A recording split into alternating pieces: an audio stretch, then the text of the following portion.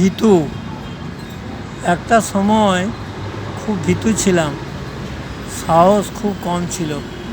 তার জন্য আমার বাবা মায়ের খুব চিন্তা ছিল। বলতো ও কী করে সংসার প্রতিপালন করবে। বাবা খুব চিন্তা নিয়ে মারা গেল। বাবা মারা যাওয়ার পর খুব অসহায় হয়ে পড়েছিলাম। শ্যামলী মারা যাওয়ার পরও তাই হয়েছে, কিন্তু কোনো অহংকার নয়।